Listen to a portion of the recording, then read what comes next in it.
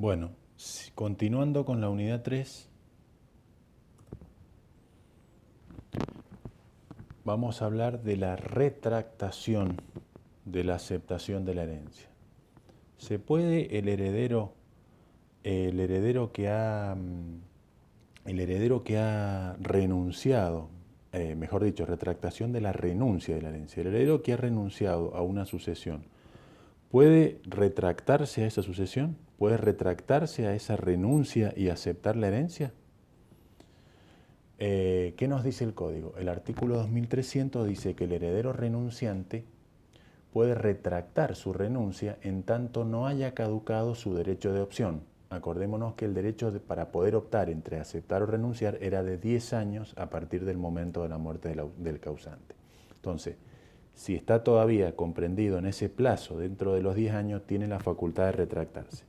Pero además, esa herencia no tiene que haber sido aceptada por los otros coherederos. Si hay otros herederos que han aceptado ya esa herencia, por más que esté dentro del plazo de opción dentro de los 10 años, ya no va a poder retractarse a esa renuncia y va a ser definitiva. Nulidad de la renuncia. La nulidad de la renuncia,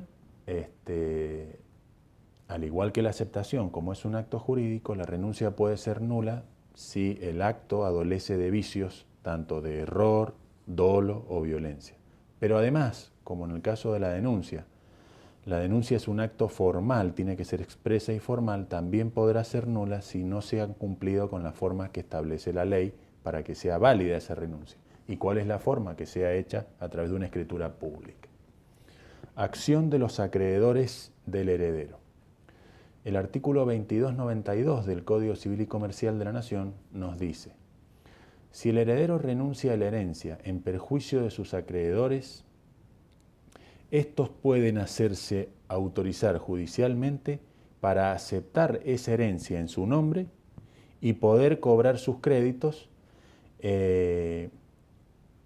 los acreedores que iniciaron acción judicial hasta el monto de sus créditos. Vendría siendo una especie de acción subrogatoria. Ellos se van a subrogar en los derechos de esos herederos con respecto a su deudor y van a cobrar lo que hubiese cobrado el heredero si no hubiese renunciado a esa herencia. El programa después nos pide la responsabilidad de los herederos y legatarios, liquidación del pasivo. El artículo 2317 del Código Civil y Comercial de la Nación nos dice que el heredero queda obligado por las deudas y legados de la sucesión hasta la concurrencia del valor de los bienes recibidos. Este es el principio general en materia de responsabilidad de los herederos. Es lo que se conoce como responsabilidad intra vires hereditatis. Los herederos en principio solo van a responder por las deudas y legados de la sucesión hasta los bienes que existan en esa sucesión, nunca con su patrimonio particular, salvo el caso de responsabilidad ilimitada, como vimos anteriormente, donde la ley lo sanciona al heredero y va a tener que responder en forma ilimitada, o sea, no solo con los bienes que existen en la sucesión, sino también con su patrimonio particular. Esa responsabilidad se conoce como responsabilidad ultra vires hereditatis. Preferencia. El artículo 2316 nos dice: los acreedores por deudas del causante, o sea, acreedores de la sucesión, acreedores del causante, y las cargas de la sucesión y los legatarios, tienen derecho al cobro de sus créditos y legados con preferencia a los acreedores particulares de los herederos. Van a cobrar con anterioridad, con preferencia a los acreedores particulares de los herederos. Responsabilidad del heredero con sus propios bienes por las deudas del causante. Esto es lo que yo les explicaba de la responsabilidad ultra vires hereditatis, donde lo que se va a producir es una confusión de patrimonio, una unificación entre el patrimonio que va a recibir el heredero con su patrimonio particular. Y va a tener que responder por las deudas de la sucesión no solamente con los bienes, con el activo de la sucesión, con los bienes que deja el causante, sino también con su patrimonio particular. Fíjense qué nos dice el Código Civil. El artículo 23-21 nos dice: los herederos responden con sus propios bienes por las deudas y cargas del causante en los siguientes casos. Cuando el heredero no realiza el inventario en el plazo de 3 meses desde que fuera intimado judicialmente a realizar ese inventario, en el caso que vimos anteriormente, cuando oculta fraudulentamente bienes de la sucesión, cuando exagera dolosamente el pasivo hereditario, hace aparecer un pasivo que no existe, o lo exagera dolosamente, o enajena bienes, salvo que se trate de bienes perecederos. Entonces, en este caso, el heredero va a responder no solamente con los bienes que recibe del difunto, sino con su patrimonio particular. Prioridad de los acreedores del heredero.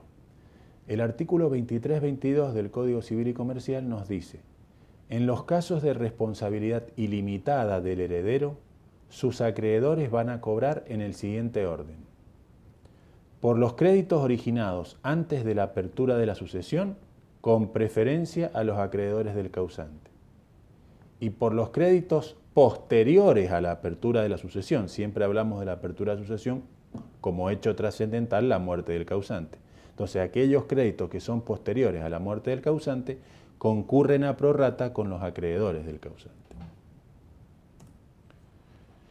Reconocimiento y publicidad de la adquisición, investidura de la calidad de heredero, posesión hereditaria. Bueno, ¿qué es lo que es esto? La llamada posesión hereditaria es la investidura, es el título a través del cual se pueden ejercer todos los derechos inherentes a la calidad de heredero. Es un título jurídico que le va a otorgar al heredero el carácter de tal y poder hacer valer esa calidad frente a terceros. ¿Cuál es ese título jurídico en la práctica? Es la resolución judicial, la sentencia de declaratoria de herederos o el auto de aprobación del testamento. El artículo 23-37 del Código Civil y Comercial dice: los ascendientes, descendientes y el cónyuge supérstite quedan investidos de la calidad de herederos desde el día de la muerte del causante, sin formalidad ni intervención judicial alguna, aunque el heredero ignore el llamamiento a esa sucesión o la apertura de la misma. No obstante, en cuanto a los fines de la registración de la transferencia de los bienes registrables, su investidura debe ser reconocida mediante la sentencia de declaratoria de herederos. Esa sentencia es el título que le otorga la investidura al heredero.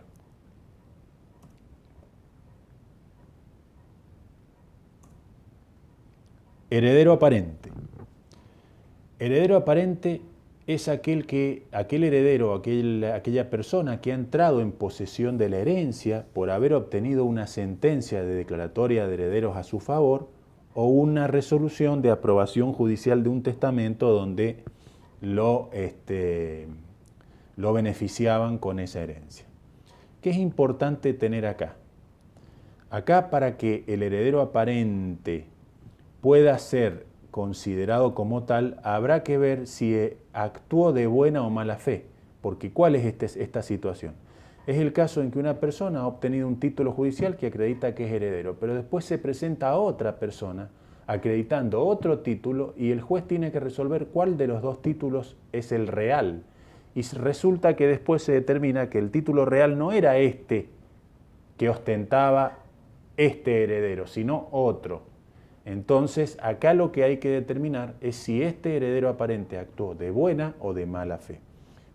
¿Qué pasa si actuó de buena fe o cuándo hay buena fe? El 23-12 del Código Civil y Comercial dice que, admitida la petición de la herencia, el heredero aparente debe restituir lo que recibió sin derecho en la sucesión.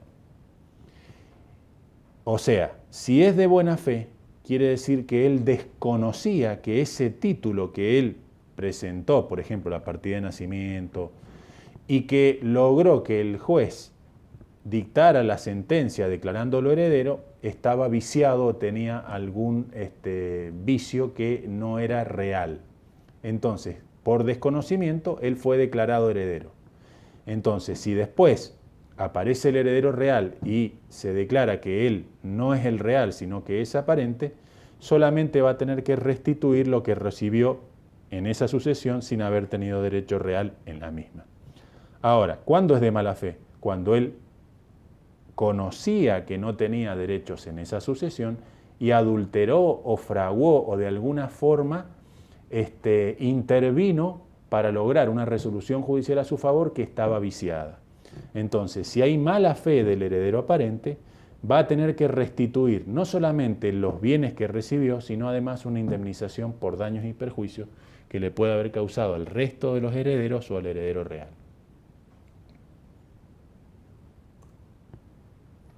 Acción de petición de herencia. La acción de petición de herencia va a ser la acción judicial que va a entablar el heredero real para que se declare al heredero que está ostentando esa herencia como heredero aparente y tenga que restituir los bienes. Entonces, como concepto decimos que es una acción judicial a través de la cual el heredero reclama la entrega de los bienes que componen el acervo hereditario de quien los detenta, invocando también derechos en esa herencia. ¿Qué efectos produce esta acción judicial? La restitución de la herencia y la posesión de buena o mala fe, y ahí entra a jugar lo que hablamos recién de la buena o mala fe. Esta acción tiene un plazo de prescripción.